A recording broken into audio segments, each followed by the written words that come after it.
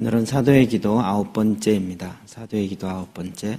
데살로니가 후서 3장 1절에서 3절, 5절, 16절입니다. 같이 읽도록 하겠습니다. 시작. 끝으로 형제들아, 너희는 우리를 위하여 기도하기를 주의 말씀이 너희 가운데서와 같이 퍼져나가 영광스럽게 되고 또한 우리를 부당하고 악한 사람들에게서 건지시옵소서 하라. 믿음은 모든 사는 것이 아니니라.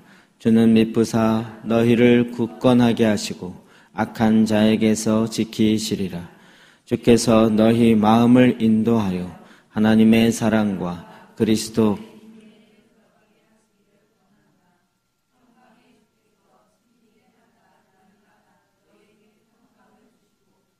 그래서 너희 모든 사랑과 함께 하시기를 원하노라. 아멘. 아멘.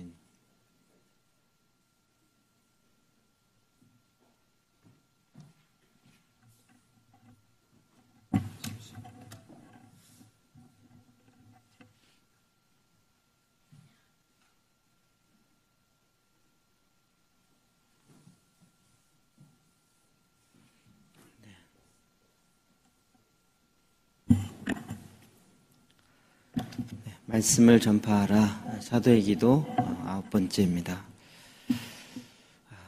사도의 기도는 정말 우리에게 가장 적합하게 또 어떤 면에서 쉽게 기도할 수 있도록 우리에게 다가오는 하나님의 말씀, 또 말씀 기도의 가장 정형적인 기도이죠.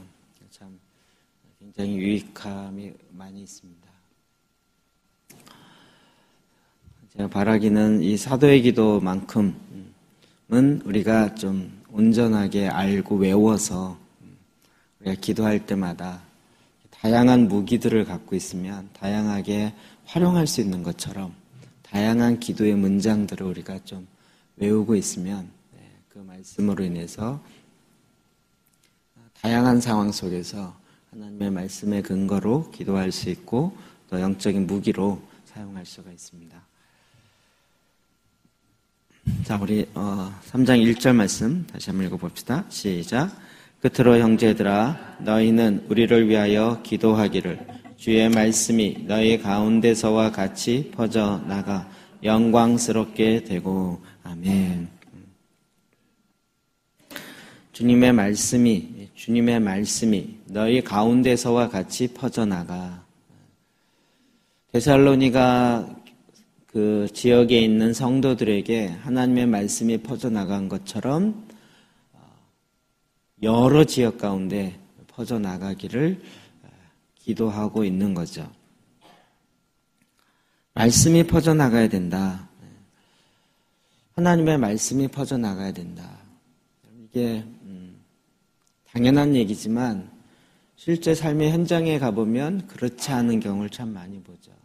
하나님의 말씀이 퍼져나가기보다는 오히려 이 세상의 이야기와 거짓된 이야기, 또 거짓되어진 사단의 말들, 그리고 이렇게 꾸며낸 이야기들, 이런 것들이 훨씬 더 많이 퍼져나가죠. 우리는 이런 상황들을 놓고 상황이 어둡고 상황이 힘들다라는 것을 얘기할 필요가 없이 계속 샘물이 되어서 하나님의 말씀을 계속 퍼뜨려 나가는 것, 이것이 우리에게 가장 중요하고 첫 번째 되어지는 사명입니다. 말씀이 퍼져나가는 것, 이건 진짜 우리가 기도해야 될 가장 중요한 내용이죠. 주의 말씀이 전파되게 하십시오. 이게 이제 메시지 성경에 보면 이렇게 되어 있습니다. 시작.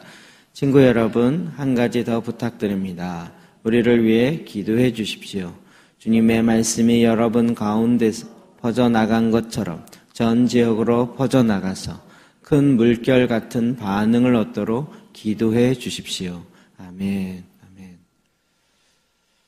우리는 여기서 자꾸 주님의 말씀이 여러분 가운데 퍼져나간 것처럼 전 지역에 퍼져나가서 말씀 그러면 제가 그랬는지 모르겠지만 복음을 증거해라. 그러면 자꾸 우리는 사역님만 이야기해요. 전도하는 거 이야기하고. 근데 이제 돌이켜보면 전도 이런 개념들이 굉장히 이렇게 축소돼 있죠. 축소돼 있다 보니까 이제는 뭐 껍데기도 아니고 알맹이는커녕 껍데기도 아닌 경우가 참 많이 있어요. 그 중에 가장 큰 것이 뭐 교회를 전한다든지 우리 교회 와보세요. 이 정도로 끝나는 경우들. 근데 지금 초대교회는 그런 눈에 보여지는 형태의 교회가 별로 없었어요. 대부분 가정교회, 형태를 따지자면 집에서 모이는 가정교회 형태였죠. 그게 또 어렵지 않은 것이 유대인의 삶에는 샤밧을 지키니까 그때 모여서 같이 예배하고 가족이 모이고 그러니까 굳이 우리가 교회하자 이럴 필요가 없는 거죠. 그냥 그들의 삶이 그렇게 흘러가고 있었던 거고 그 샤밧 때 샤밧의 주인 되신 예수님의 이야기들이 이야기되면 되는 거였죠. 그러니까 우리처럼 뭐 교회를 개척하자, 그리고 교회를 뭐 만들자, 뭐 조직교회를 하고 이런 것 자체가 초대교회는 별로 그렇게 큰 이슈가 아니었고 또 그럴 필요도 없었던 거죠. 그러니까 우리가 생각하는 것처럼 뭐 우리 교회를 나오세요 이런 얘기 자체가 사실은 굉장히 비본질적인 이야기죠. 가장 중요한 건 하나님의 말씀이 증거되어야 되는 거예요. 하나님의 말씀이. 그럼 이 말씀이 뭐냐? 로고스가 뭐냐? 그럼 이제 거기서부터 얘기가 되는 거죠. 그러니까 이제 사도 요한이 요한복음에 말씀이 태초에 말씀이 계시니라. 말씀이 뭔지에 대해서 이야기를 하기 시작하면서 요한복음에 주르륵 나오는 거죠. 태초에 로고스가 우리와 함께 있었다. 이렇게 되는 거죠.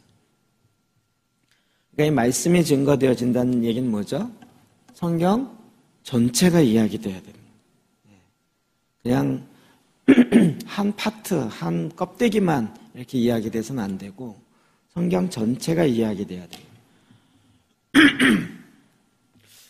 제가 이제 트랜스포메이션에 나오는 이제 존 리 목사님의 메시지나 또 릴리 목사님 메시지 오는 대로 계속 저 나름대로 이제 스터디를 하고 또 이제 제 걸로 만들어 보면서 이제 대충 웬만한 건 파악이 되니까 그것과 한국교회가 갖고 있는 기존에 갖고 있었던 것과 뭐가 다를까? 이 부분 이제 계속 생각해 봐요. 그 중에 이제 제가 제일 크게 오는 것 중에 하나는 뭐냐면 세상에 대한 생각. 우리가 처해 있는 우리가 이 땅에 대한 생각. 이것이 가장 크게 다른, 그러니까 기존 교회나 기존 신학에는 별로 없었던 내용. 뭐냐면 세상에 대한 생각, 땅에 대한 것. 우리는 그냥 예수 믿고 하나님 아버지의 자녀가 되어서 천국 간다. 그러니까 여기에 뭐 기독론 나오고 신론 나오고 구원론 나오고 이렇게 다 나오잖아요. 근데 결국 세상에 대한 이야기가 별로 없는. 우리는 거꾸로 이 세상에 보냄받은 자로 이 땅에 하나님의 임재가 하나님의 거처가 온전해지게 하기 위해서 이 땅에 보냄받은 자라는 것을 그 전제를 갖고 보니까 조금이 아니라 전체적으로 다르게 보여지는 거죠.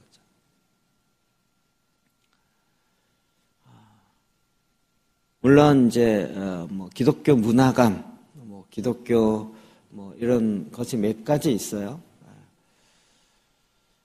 근데 이제 그런 것들을 보면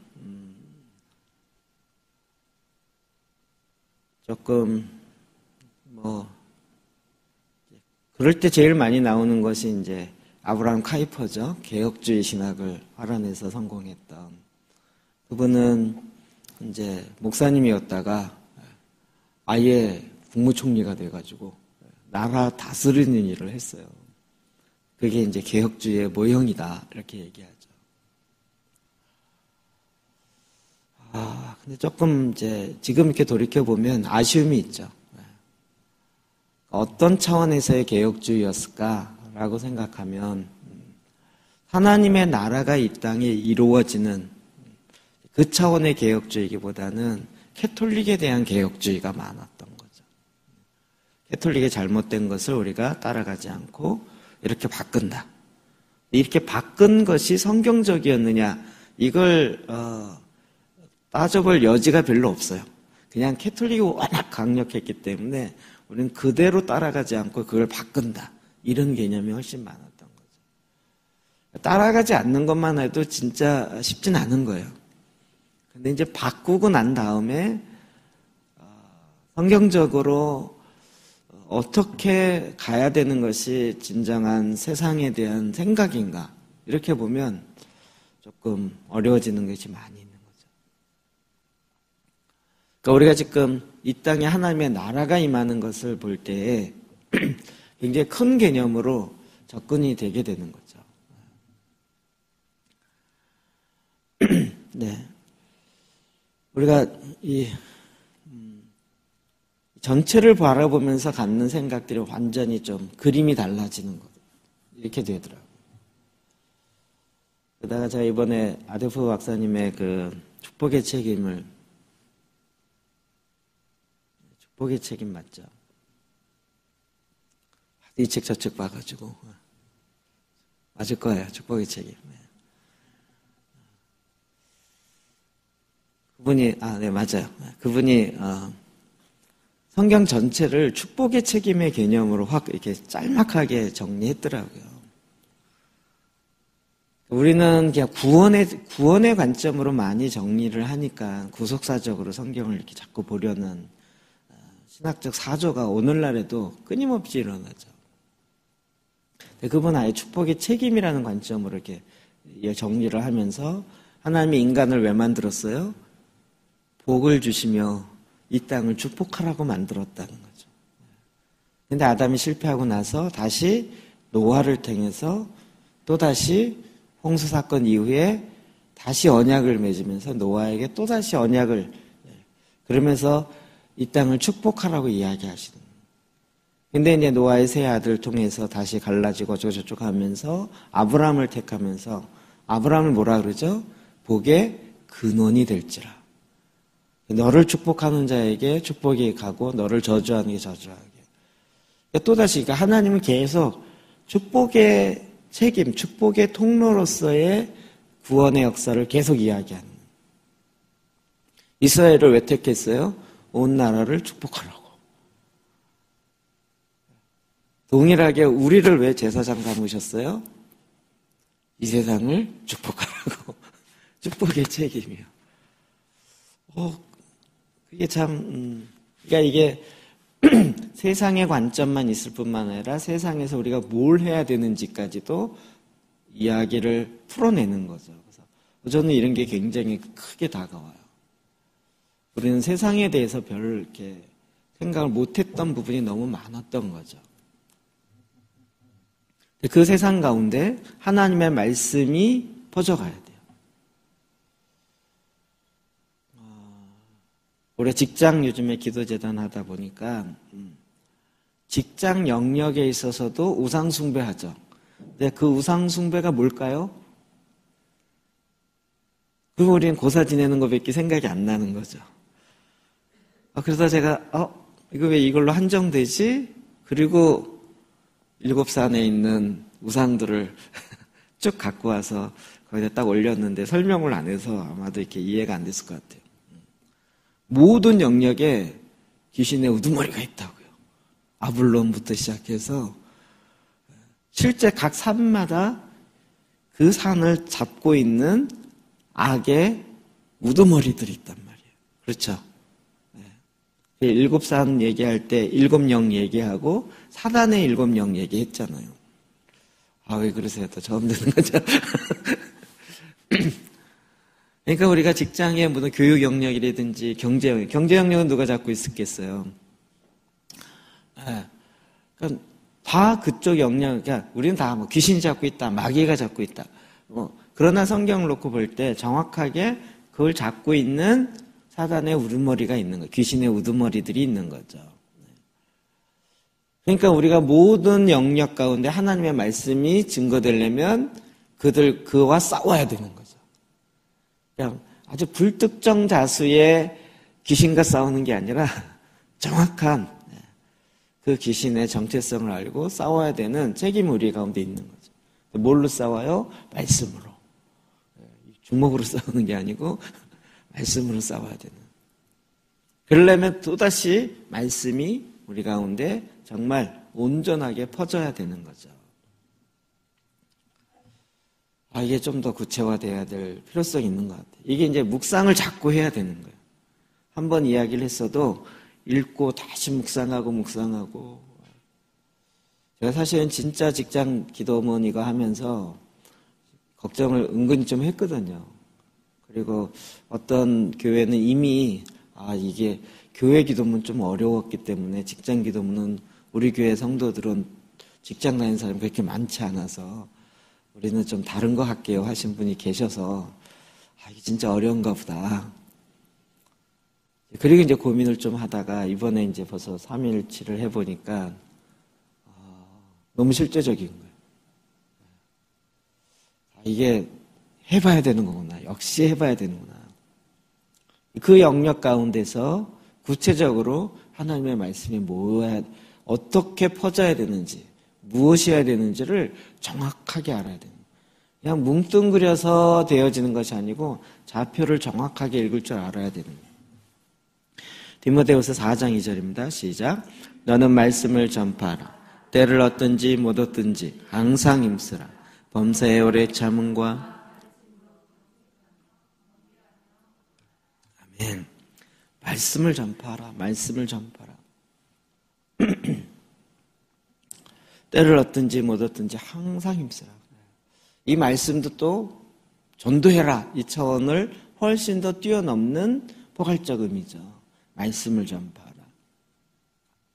때를 얻든지 못 얻든지 정말 기회를 무조건 잡아갖고 전파해라. 이런 것보다 모든 영역 가운데 하나님의 말씀들이 다 있어야 되기 때문에 그러니까 굳이 때를 얻든지 못 얻든지가 아니라 우리 삶의 모든 영역에 다 하나님의 말씀이 증거되어야 되는 거죠.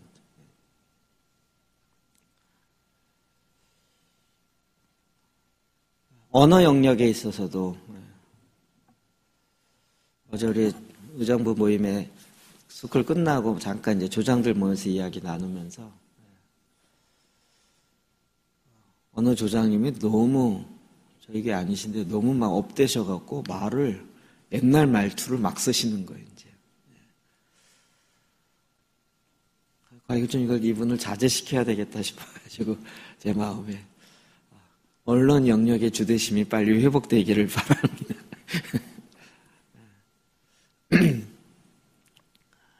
우리의 말하는 부분에 있어서도 말을 어떻게 해야 되는지 물론 저도 잘 안 되는 부분이 많지만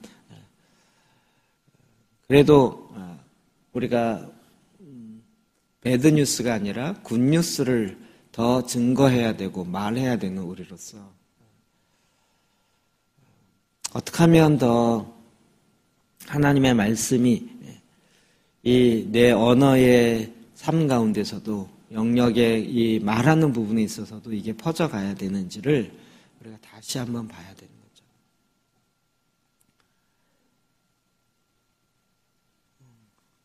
참 재밌는 일이 있었어요. 제가 저희 모교회에 어렸을 때 다녔던 초등학교 2학년 때부터 군대 갔다 오기까지 다녔던 저희 모교회가 있는데 마지막 이제 그 모교회에서 저는 이제 전도사를 했었거든요.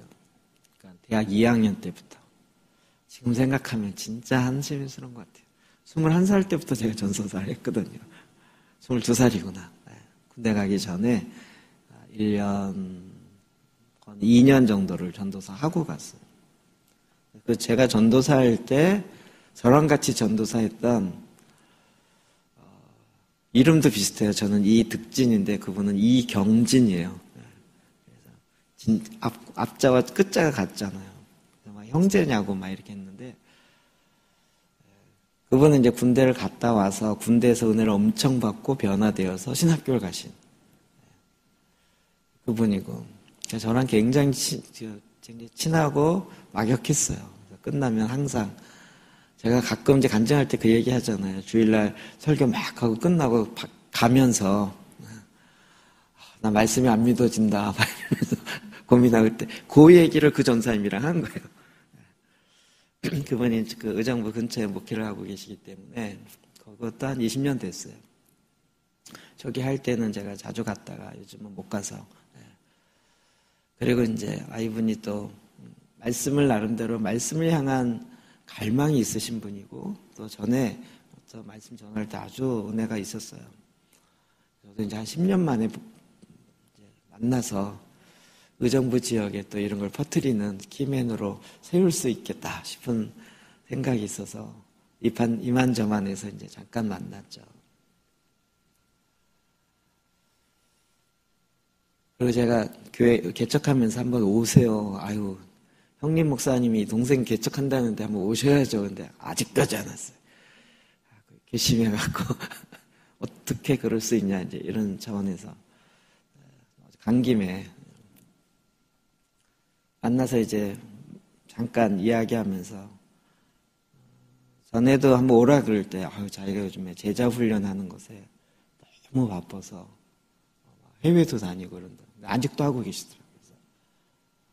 그러시냐고 요즘 그거 어떻게 잘하고 계시냐 그랬더니 와 완전히 이제 되게 재밌는 건 세계를 다니시더라고요. 그리고 올 3월에 우간다를 또 갈 가능성이 있대서 귀가 갑자기 제가 확 우간다요? 거기 가서 이 제자 훈련에 대한 그거의 특성은 뭔가요? 이렇게 물어봤더니 천국 복음. 아직도 제가 파악은 잘 안 됐어요. 천국 복음에 대한 책. 그리스도의 복음, 한국 교회에는 그리스도의 복음만 퍼져 있고 천국, 하나님 나라 복음은 너무 안 퍼져 있다는 거예요. 그래서 자기는 천국 복음에 대한 걸 전하는데 세계 어디를 가도 이 복음을 전하면 교회를 아무리 오래 다닌 사람이라 할지라도 성경이 그렇게 말했었냐고 이러면서 깜짝 놀라면서 계속 이 말씀을 보게 된다는 거예요. 저도 혹해서 이제 계속 물어봤죠. 계속 천국 복음. 그 천국이 하나님 나라 얘기하는 거죠. 죽어서 가는 천국 아니죠? 그랬더니 하여튼 천국 복음 얘기하시더라고요. 진짜 바쁘게 다니시더라고요. 그리고 때를 얻든지 못 얻든지 천국 복음을 전하는 것에 아주 이렇게 올인하셨더라고요. 그 얘기를 한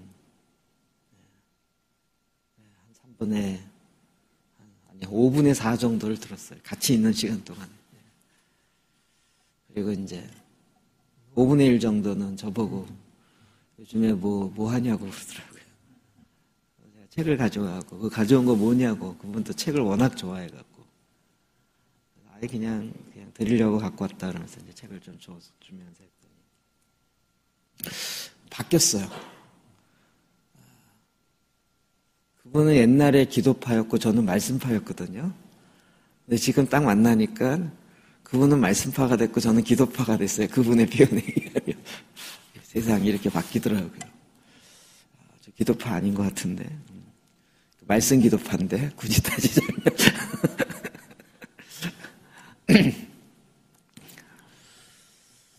말씀을 전파하라. 하여튼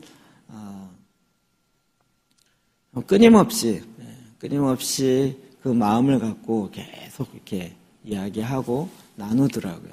제가 그 열정이 너무 이렇게 좋아 보이더라고요. 저는 이제 말을 짧게 못하기 때문에 말할 상황이 안 된다라고 이미 판단됐기 때문에 그냥 책만 소개해드리고 우선 책 좋아하시니까 한번 보시면 좋을 것 같아요. 그리고 이제 왔죠. 이 땅에 하나님이 이렇게 준비시키시는 많은 사람이 있다라는 걸 좀 확인하는 자리이긴 했어요. 지금 한국교회의 모습을 보면서 안타까워하고 나름대로 준비하며 나름대로 대안을 찾아 나서시는 분들이 있구나. 참 나타나지 않아서 그렇지 제가 그냥 이렇게 툭 이야기한 것이지만 그 바알에게 절하지 아니한 7,000명의 사람이 있구나라는 그 중에 한 명, 그 중에 한 그룹 하나님이라는 것을 확인할 수 있었어요.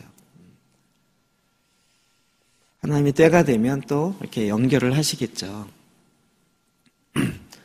여러분, 제가 말 나온 김에 더 얘기하면 바알에게 무릎 꿇지 않은 7,000명과 엘리야 한 사람과 굳이 비교한다는 게 참 애매하지만 한 단계 더 나가서 본다면 여러분 정말 소중한 사람은 누굴까요? 물론 엘리야 하나만 있지 않았습니다라는 측면에서 하나님이 바알에게 무릎 꿇지 아니하는 7,000명이 있다라고 얘기를 했죠. 그런데 이 7,000명은 또 뭐가 문제일까요? 네, 네트워크가 안 돼 있어요. 각자 20만 있어요. 엘리야처럼 나서지 않고 숨어있는 7,000명. 그 영역 안에서는 고만고만 이렇게 하고 있을지 모르지만 엘리야와 같이 지금 그 시대에 해야 될 그 싸움을 싸우고 있지는 않는 7,000명. 준비하고 있는 7,000명입니다. 하나님이 이제 때가 될 때 그 7,000명을 또 일으키시고 연결하셔서 엘리야와 같이 최전방의 싸움의 현장에 나가게 하시겠죠. 이 일을 위해서 말씀을 전할 수 있는 준비가 끊임없이 되어 있어요. 끊임없이.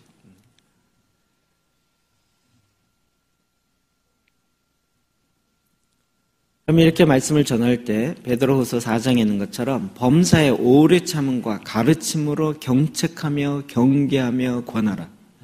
말씀을 전하는 자의 자세입니다. 말씀을 범사에 모든 것에 오래 참음과 가르침으로 경책하며 경계하며 권하라. 꼭 자녀 양육하는 거하고 비슷하죠. 자녀 보고 자녀에게 가르치고 경책하고 경계하고 권면하는 것처럼 우리가 그 말씀을 가지고 그렇게 가르쳐야 되는 거죠. 사도행전 4장 29절 볼까요? 시작.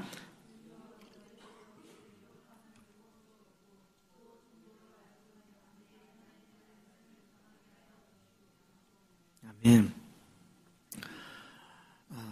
우리가 처음 했던 사도의 기도, 첫 번째 기도에 나오는 거죠.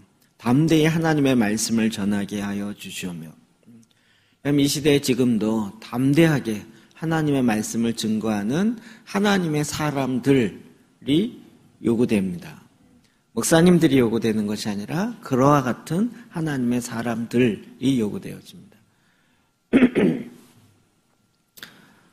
제가 오늘 아침에 이렇게 내일 새벽 기도 재단을 준비하다가 아데프 박사님의 글이 또 너무 은혜가 되더라고요. 교회가 잠자는 시대가 있다는 거예요.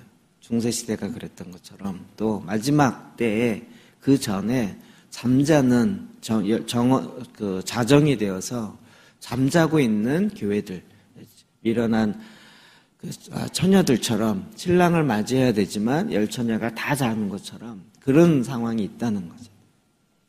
그런데 하나님은 왜 하나님의 이 생명수를 뱃속에 우물 안에 감춰두었는가?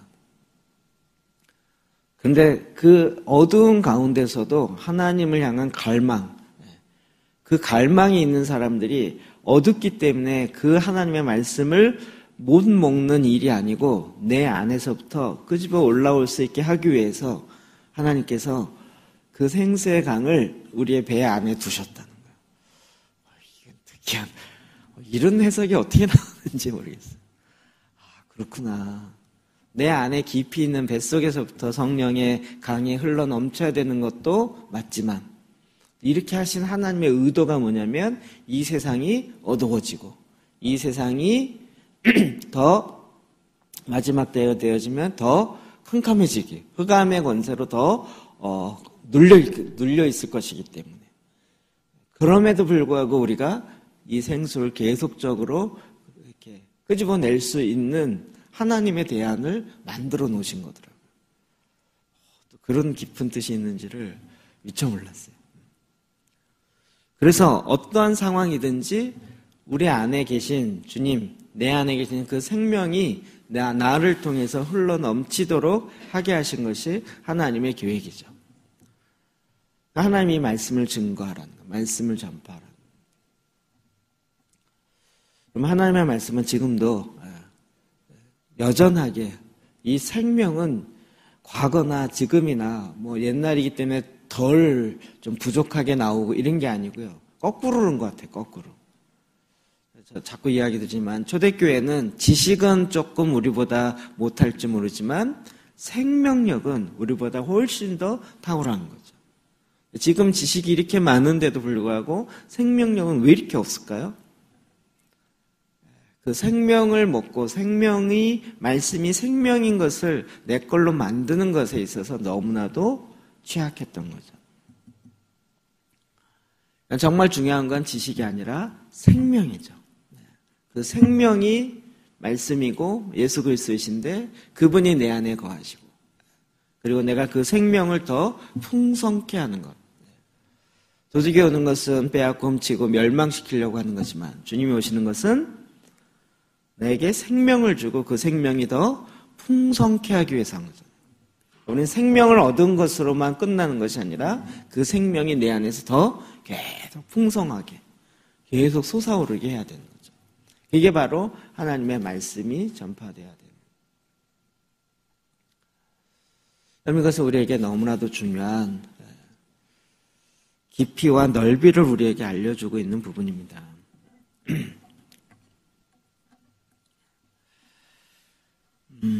하나님의 말씀이 증거되어질 때 하나님의 말씀이 말씀으로 그 생명력이 이렇게 터지기 시작할 때 거기에는 하나님의 귀한 하나님의 역사가 일어나기 시작하는 거죠. 그래서 그 말씀에 의해서 우리가 지킴을 받는 거예요. 그게 2절이죠. 시작. 또한 우리를 부당하고 악한 사람들에게서 건지시옵소서 하라. 믿음은 모든 사람의 것이 아니니라. 주는 미쁘사 너희를 굳건하게 하시고 악한 자에게서 지키시리라. 아멘. 아멘.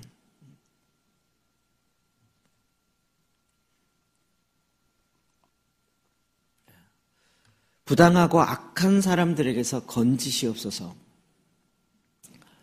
우리가 계속 악한 자로부터 지킴을 받도록 기도해야 됩니다. 이 메시지 성경을 좀 더 읽고 이야기합시다. 시작. 또한 우리를 파멸시키려는 악당들로부터 우리를 구해달라고 기도해 주십시오. 요즘 내가 느끼는 것은 믿는 사람이라고 해서 다 믿는 사람이 아니라는 것입니다. 그러나 주님께서는 절대로 우리를 저버리지 않으십니다. 그분은 신실하셔서 여러분을 악에서 지켜주실 것입니다.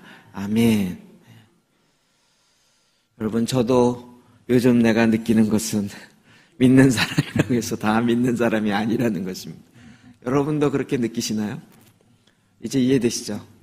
믿는 사람이라고 해서 다 믿는 사람이 아니에요. 그 위에 개역성경에 보면 뭐라고 돼 있어요? 믿음은 모든 사람의 것이 아니니라. 하나님은 모든 사람이 다 믿기를 원하시는데 그러나 모든 사람이 다 믿게 되는 건 아니라는 거예요. 결과론적으로 볼 때. 성경에 이런 말씀이 있구나. 말씀을 아니까. 그래서 우리는 이제 우리 이런 얘기도 하지 말자고. 교회 다니는 사람 왜 그래? 이런 얘기 하지 말라고요. 왜요? 성경에 교회 다니는 사람도 왜 저 짓을 하는지 있다라는 것을 성경이 얘기하고 있는 거죠. 그러니까 우리 그렇게 알자고요. 말씀 기도하는 사람 왜 그래? 원래 그래요. 그렇게 우리 이해하자고요. 믿는 사람, 믿는다라고 해서 다 믿는 거죠. 특히 이제 말씀이 들어갈 때 그 말씀이 정말 우리는 요즘에 이렇게 뭐랄까 신학이 말씀보다 더 높아져 있는 걸 봐요. 너무 높아져 있어요. 그러니까 이게 말씀에 의해서 뭐가 와도 이거를 신학적으로 점검해야 된다. 저도 그게 굉장히 이렇게 안전하게 느껴졌어요. 신학적으로 점검이 돼야 된다. 이런 점입니다. 이제 제일 문제는 2단 시비였죠. 2단 시비가 있을 때 이게 신학적으로 문제가 있는지를 봐야 된다. 이렇게 되는 거예요. 근데 이제는 뭐 성령의 역사가 일어나도 신학적으로 점검을 해야 된다. 그 신학에는 뭐가 없어요? 성령론이 너무 약하거나 한쪽 분일 경우가 많이 있는 거죠. 그러니까 이제 신학이 하나님을 점검하게 돼 있는 거예요. 신학이 성령님을 점검하고 있고. 이런 시대가 돼버린 거죠.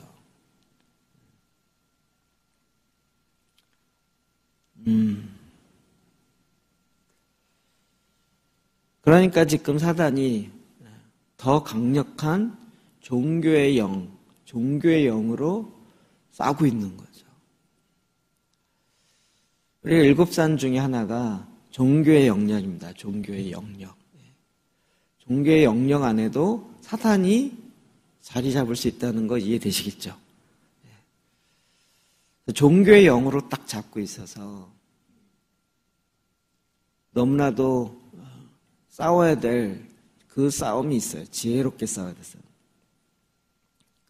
제가 듣기로는 이번에 다음 세대를 위한 그 집회할 때도 이렇게 기도라 책자 그걸 갖고 사용할 때 왜 꼭 그 책을 사용하냐고 시비 거는 몇몇 사람들이 있었다 그러더라고요.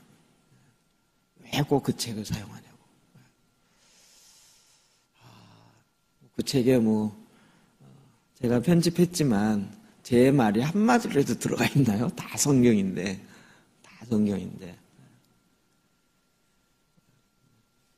꼭 자기가 생각하는 기준으로만 평가하려는 왜 그럴까요? 종교의 영에 딱 잡혀 있는 거죠. 하나님이 이렇게 일하시는구나 라는 것을 보는 것이 아니고 자기가 갖고 있는 기준, 자기가 갖고 있는 종교적인 틀에다가 맞추려고 하는 거죠. 그러니까 그 틀이 이미 굳어져 있는 거고 융통성이 없어지는 거고 그러니까 새로운 포도주는 받아낼 수가 없는 거죠. 사탄은 어떻게 하든지 하나님의 새로운 역사를 일으키려는 사람들에게 그 일이 일으켜지지 않도록 하기 위해서 계속 파멸시키려고 하는 거예요. 제가 이 말씀 기도하고 이렇게 할 때 여러분 제가 3년 동안 이 얘기 안 했던 거 혹시 아시나요? 개척하고 나서 3년 동안 이런 얘기를 안 했어요. 하면 다 도망갈 것 같은 느낌이 들었어요. 이런 영적 전쟁이라든지 이렇게 앞으로 하게 되면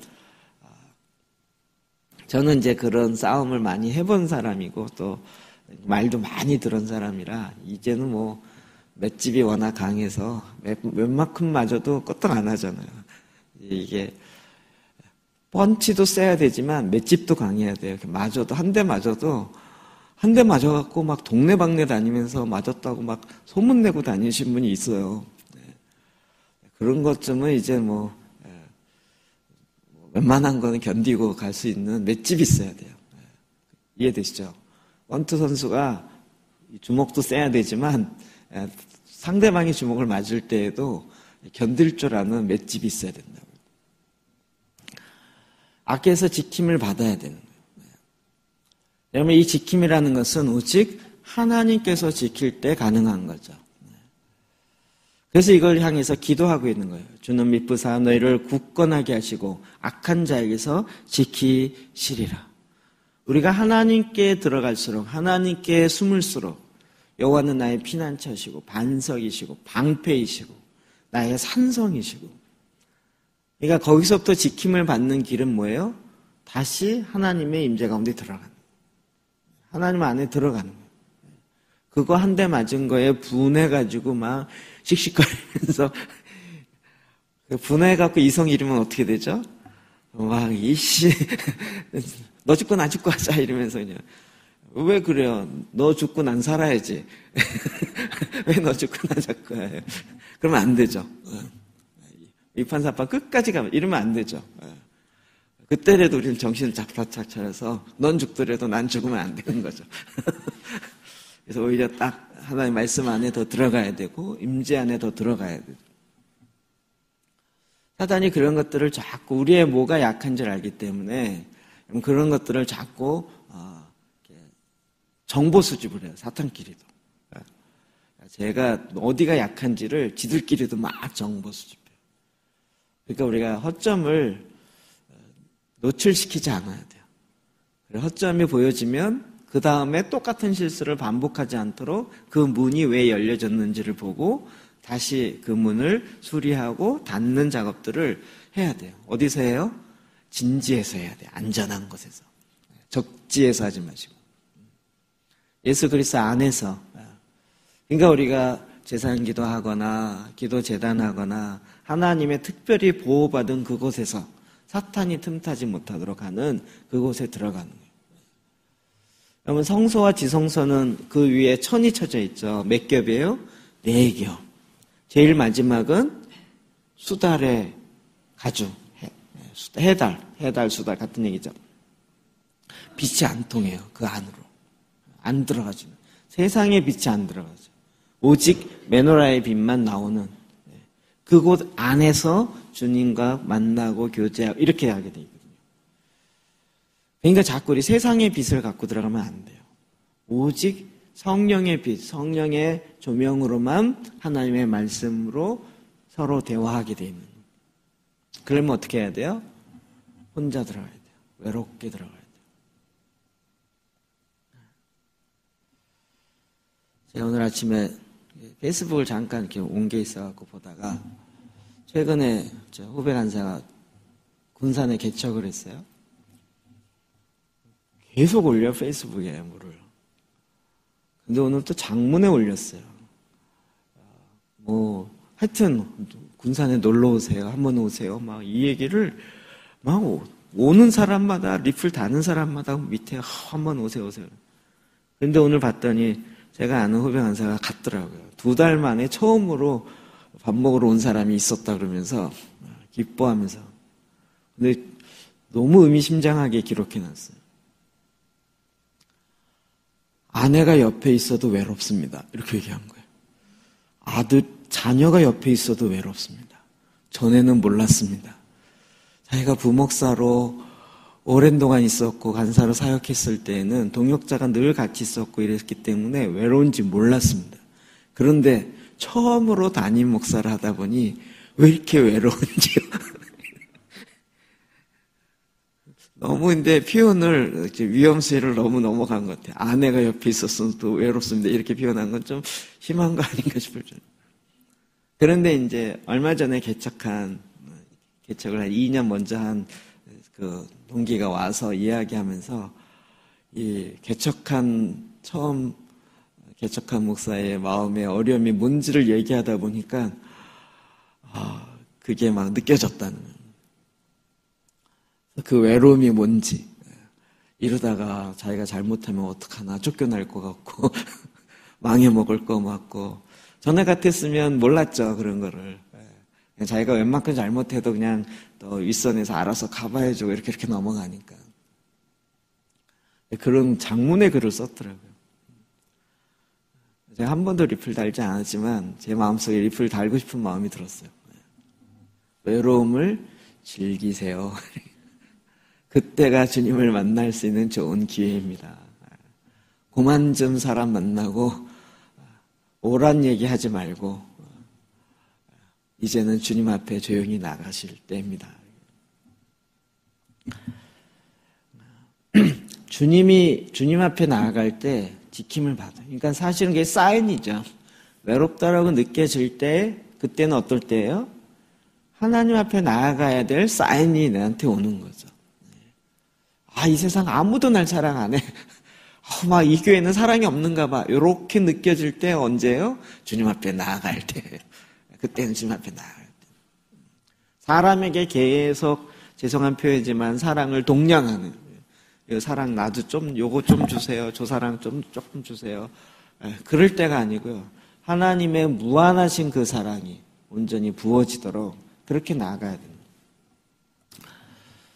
그럼 그래야 지킴을 받습니다. 주기도문에 있죠. 마태복음 6장 13절이요. 시작. 우리를 시험에 들게 하지 마옵시고 다만 악에서 구하시옵소서. 아멘.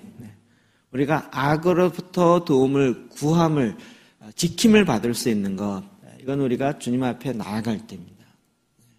하나님의 전능자의 날개 아래 들어갈 때예요.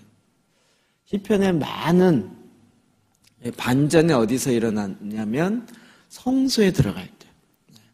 악한 자가 왜 이렇게 더 흥왕하고 하나님의 말씀으로 사는 의로운 자들이 더 패망하는 것 같고 주여 어찌합니까? 어떻게 이렇게 막 그러다가 내가 성소에 들어갈 때 하나님의 임재 가운데 들어갈 때 그럴 때 거기서 비로소 하나님의 일하심을 깨닫게 되고 이런 반전들이 시편에 굉장히 많이 나타나요. 하나님의 임재 가운데 들어갈 때 하나님의 지키심이 있는 거예요. 지키심이요. 그럴 때 악으로부터 지킴을 받을 수 있는 거예요. 시편 124편 7절입니다. 시작. 우리의 영혼이 사냥꾼의 올무에서 벗어난 새같이 되었나니 올무가 끊어짐으로 우리가 벗어났도다. 아멘. 사냥꾼의 올무에서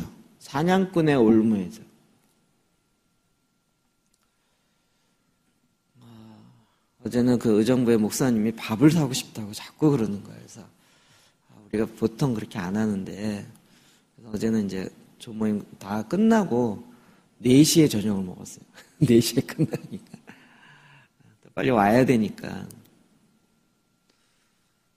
그래서 이제 밥 먹기 전에 이제 이야기를 좀 부탁드렸더니 놀라운 간증을 하는 거예요. 교회 개척한 10년 됐고 얼마 이만했는데 최근에 그러니까 지난 4주차 때 딱 그동안 풀어지지 아니했던 문제들이 풀어지기 시작하면서 영적으로 반전이 확 됐는데 자기가 세보니까 10가지가 문제가 한 번에 해결됐대요.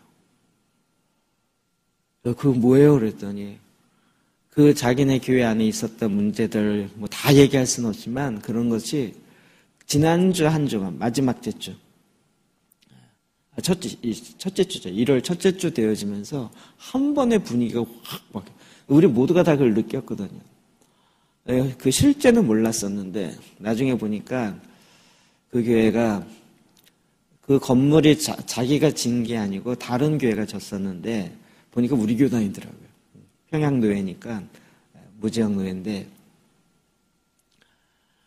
거기 교회를 짓고 했다가 2년 반 전에 그 교회가 이게 싸움이 일어났는데 장로님과 담임 목사님 사모님과 싸워가지고 교회에 분란이 일어서갖고 그래갖고 교회가 너무 힘들어져서 교회를 져놓고 그 빚을 감당하지 못해갖고 헉헉거리다가 본인이 상가 교회에 있었는데 이렇게 바꾼 거예요.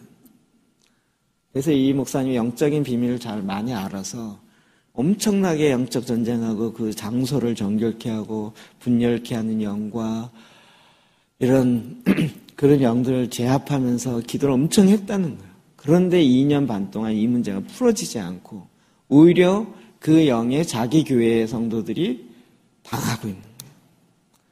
10년 동안 한 번도 그래 본 적이 없는데 성도들이 자기한테 대들기 시작하고 막 이런 일들이 일어나는 거예요. 그러니까 이게 너무 힘든 건데 그게 확 반전되죠. 그리고 거기 이제 리더들이 회개하기 시작하고 그 리더의 지역장이 우리로 하면 지역장 개념인데 엘더 개념에 그 3명의 리더들이 다 회개하고 공개적으로 우리가 사탄의 말에 속았던 것에 대해서 회개하며 이런 일들이 작년 연말에 일어나고 그리고 이제 올해부터 근데 완전히 10가지 문제가 확 풀어지기 시작합니다. 하나님의 임재 가운데 들어갈 때 하나님의 방법으로 그 문제가 풀어지기 시작합니다. 이번에 너무 기쁜 거예요. 진짜 너무 기쁜 거예요. 그리고 그쪽 교회랑 그 돈 문제가 아직도 해결되지 않았는데 그것도 해결된 거예요. 2년 6개월 이상 해결되지 않았던 이 문제가 그것도 끝나고 뭐 하면서 막 싱글벙글이더라고요. 그래서 막 더 비싼 거 먹을 걸 그랬어요. 이거.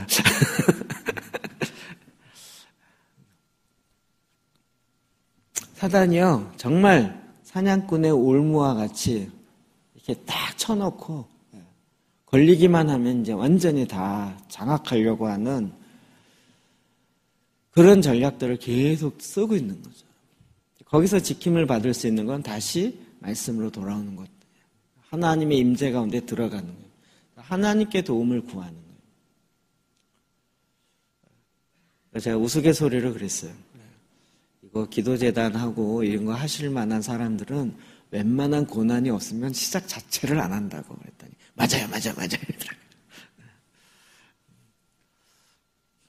그러니까 뭐랄까 웬만큼에도 교회 좀 된다 이 생각하면요 굳이 이렇게 어렵게 막 성경 10장씩 읽어가며 막 힘들어하는 성도들을 막 달래다가 얼레다가 협박하다가 이래가면서 이렇게 안 한다는 거죠.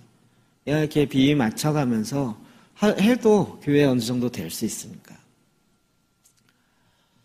그런데 사단의 이런 위협 앞에서 하나님 앞에 더 기도하게 하고 하나님 앞에 임재 가운데 나아가게 해서 하나님으로부터 지킴을 받는 은혜를 경험하는 거죠. 그랬을 때 하나님의 방법, 하나님의 일하심이 월등하구나 라는 것을 다시 한번 믿음으로 취하게 되는 것이고 그래서 주님 앞에 더 나아가게 되는 거예요. 미션이라는 영화 보셨나요? 그게 그 예수회 신부들이거든요. 캐톨릭 안에 이제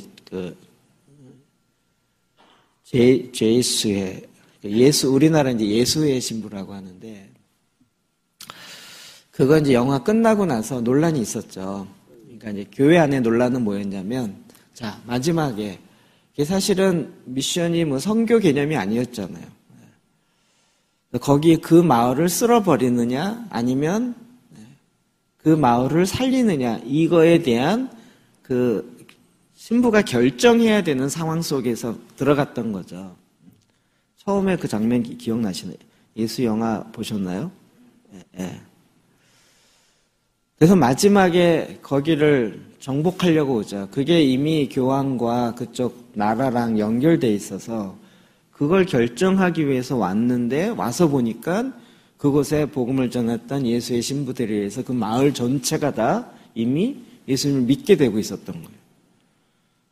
이런 마을을 쓸어버려야 되냐 아니면 놔둬야 되냐를 고민하는 그 나중에 어떻게 됩니까? 쓸어버리는 쪽으로 결정을 하죠. 캐톨릭이. 그래서 군과 함께 와서 정복하죠. 이럴 때 어떻게 해야 될 거냐 할 때 그 마을에 있는 신부 둘이 딱 두 패가 갈라지죠. 그래서 어떤 거기 있는 주임 신부는 그냥 그 성상을 들고 무저항으로 죽죠. 근데 거기에 죄인이었다가 왔던, 그래서 나중에 그 수사가 되기 위해서 했던 그 부제라 그러는데 그 사람은 총 들고 저항하기로 하죠. 어떤 게 옳으냐 이게 이제 논쟁이 된 거예요. 우리 마을이 싹 죽어지는 이 상황 속에서 그냥 날 죽이세요라고 빈손 들고 나아가는 게 옳으냐 아니면 이걸 저항해서 총 들고 막아 서야 된다 이렇게 하는 게 옳으냐 어떤 게 옳을까요? 어떤 게 옳을까요? 막아 서는 게 옳을까요? 그냥 순교당하는 게 옳을까요? 어렵죠? 제 질문에 늘 이제 둘 중에 하나로 대답하지 마시라고요. 질문 자체에 문제가 있다니까요. 어떤 게 옳을까요? 라고 물어보면 옳다는 얘기는 뭐죠? 무엇이 선이고 악이냐 이 얘기잖아요. 무엇이 선입니까? 라고 얘기하는 거죠. 그럼 우리는 둘 중에 하나가 선이라는 생각을 갖잖아요. 왜 둘 중에 하나가 선이죠? 선은 뭐죠? 오직 하나님 한 분 외에는 선한 분이 없거늘 선이 뭐냐라고 네가 왜 묻느냐 이거잖아요. 옳고 그름의 문제로는 문제가 해결이 안 된다는 거죠. 하나님께 피하고 하나님께 들어가야 되는 거죠. 이게 전혀 다른 생각인 거죠. 생명이신 주님 앞에 들어가야 되는 거예요.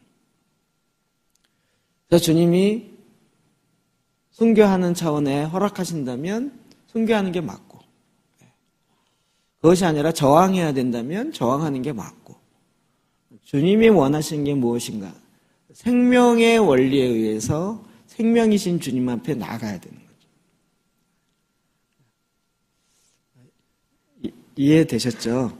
굉장히 어려운 질문이었는데 우리가 악의 지킴을 받을 수 있는 건 하나님께 나아가는 길이에요. 이때 기도하는 거죠. 초대교회가 아까 사도행전 4장에 있던 것처럼 완전히 예수 믿는 자를 다 잡고 다 죽이려고 하고 그의 그 우두머리격인 베드로와 요한을 옥에 가두는 거였잖아요. 주여 우리의 위협함을 굽어보시었고, 그러면서 그 성도들이 하나님께 나아가 기도하기 시작합니다. 주님께 구하고. 그때 하나님이 답이 온 거죠. 어떻게 해요? 그렇게 기도했던 사람들에게 성령이 더 충만하게 임하고 그들이 더 담대하게 하나님의 말씀을 증거하게 되는 일이 더 일어났죠. 폭발적으로 일어난 거죠. 더. 그러니까 사도들만 복음을 전하는 것이 아니라 이제는 120명의 모든 성도들이 다 사도와 같이 복음을 전하게 되는 자가 된 거죠. 하나님이 하나님 차원의 이 문제를 풀어가십니다. 우리가 그 하나님의 역사를 믿고 신뢰함으로 하나님 앞에 나아가야 됩니다. 자, 그러면서 5절이요. 시작. 주께서 너희 마음을 인도하여 하나님의 사랑과 그리스도의 인내에 들어가게 하시기를 원하노라. 아멘. 사도 바울이 이런 비밀들을 정확하게 알고 있었던 거죠. 그래서 주님께서 우리의 마음을 인도하신다는 메시지성에 이렇게 되어 있습니다. 시작. 주님께서 여러분의 손을 붙잡고 하나님의 사랑과 그리스도의 인내의 길로 인도해 주시기를 바랍니다. 하나님께서 붙잡고 인도하신다는. 우리가 하나님이 나를 붙잡고 인도하시도록 내 손을 좀 내어드리는 게 필요한 거죠.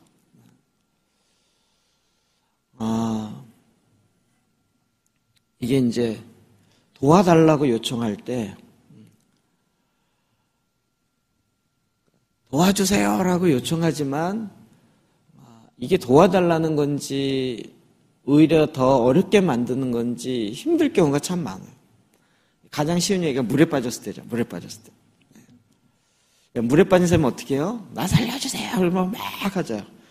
그러면서 막 온몸에 힘을 주고 막 흔드니까 꼬르륵 빠지는 거죠. 그럴 때 살려주겠다라고 뛰어들면 어떻게 돼요? 그 사람이 꽉 잡고 자기 살려주세요 그러면서 안 놔, 이 사람은. 이걸 놔야 널 살려주지. 안 놔. 그럴 땐 어떻게 해요? 팍 빼갖고 기절시켜야 되는 거예요. 그렇지 않으면 둘 다 죽는 거예요. 자기 살려달라 그러면서 꽉 잡고. 그러니까 이 전문가들은 어떻게 해? 이게 한 번, 두 번, 세 번 내려갈 때 두 번에서 세 번 내려가면 다시 안 떠오르거든요. 그걸 딱 보고 있다가 꼬르륵 하고 다시 올라왔다가 꼬르륵 하고 그럴 때 뛰어 들어가서 딱 잡으면 이제 힘이 쫙 빠지는 거죠. 그러면 올라와서 이제 인공호흡해서 살리는 거죠. 이게 이제 전문가의 타이밍이거든요. 빠졌다고 무조건 들어가고 확 해서 하면 같이 이제 살려달라는 게 아니라 같이 죽자로 가는 거예요. 그 타이밍이 있다는 거 이해되시죠? 그냥 하나님이 나를 구해 주실 수 있도록 온전히 이렇게 내어드려야 되는데 그냥 자기가 자꾸 나 왜 안 도와주냐 그러면서 막 같이 죽자라고 가는 경우가 굉장히 왕왕 있는 거예요. 자, 베드로전서 1장 3절이요. 시작. 너희의 믿음의 역사와 사랑의 수고와 우리 주 예수 그리스도에 대한 인내의 소망을 우리 하나님 아버지 앞에서 끊임없이 기억하며. 아멘. 주님이 정말 소망의 인내를 가지고 나를 보면 알겠죠. 우리 나를 보면 정말 엄청 참으시는구나. 나를 보면 진짜 인내하시는 주님의.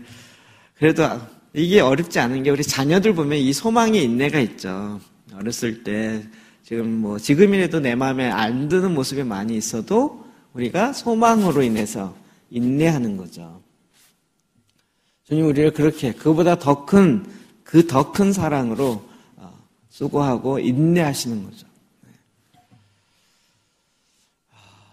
아까 그 예화와 비슷해서 하나님께 항복할 때요. 진짜 100% 항복해야 돼요.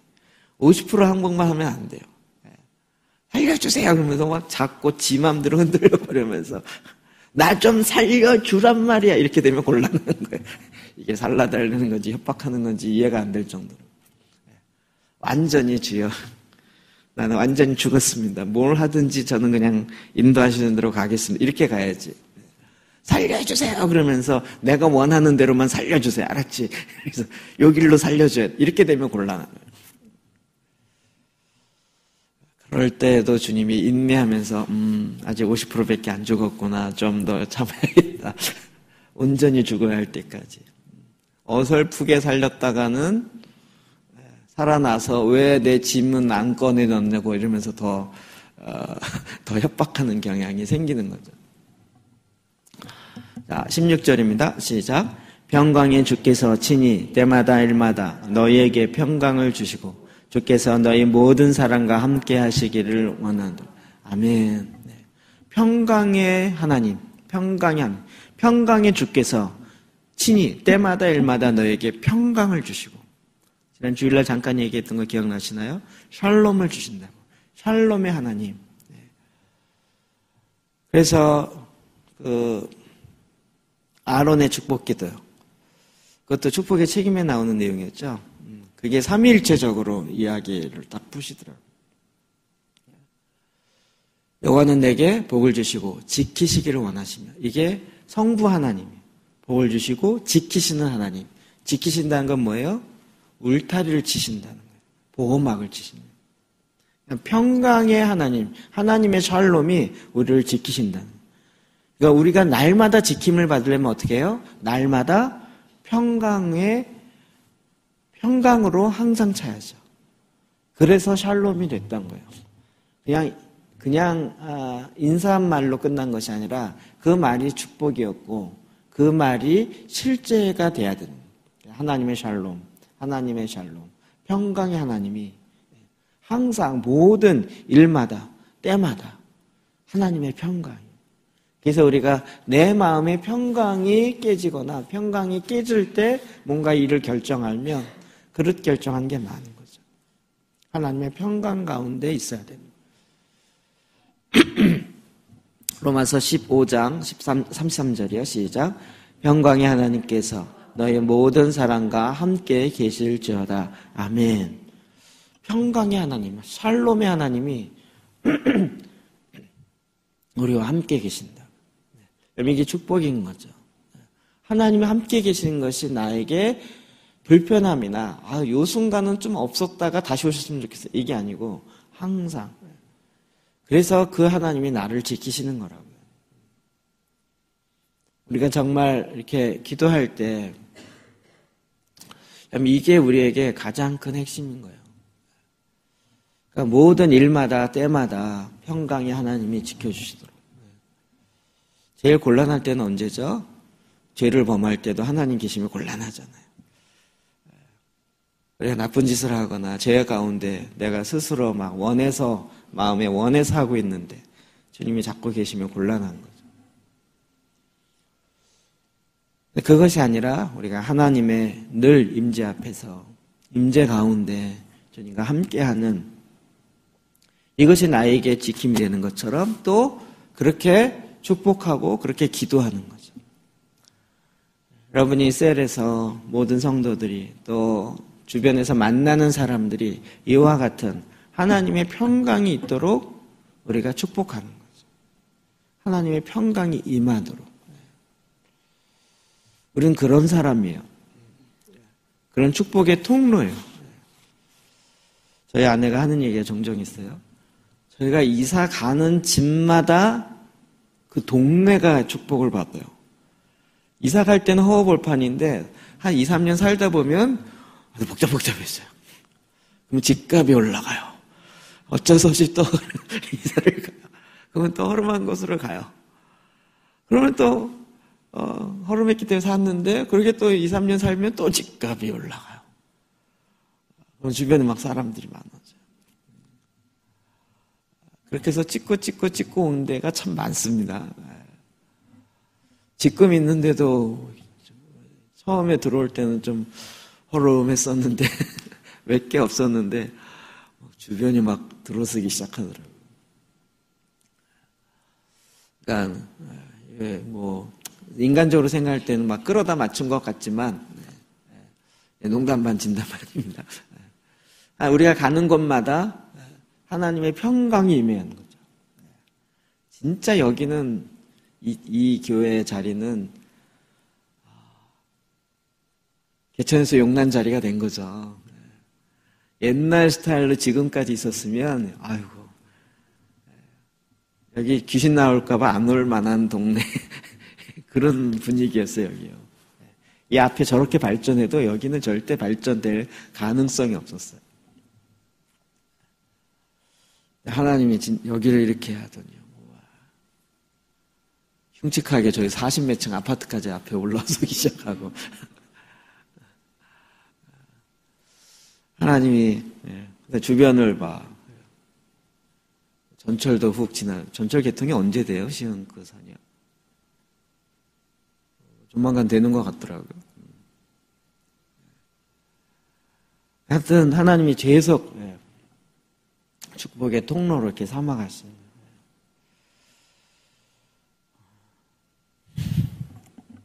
평강의 하나님께서 모든 곳마다 여러분 이게 돼야 되는 거예요. 이 비밀이 주변 안 믿는 사람까지도 알아야 돼요.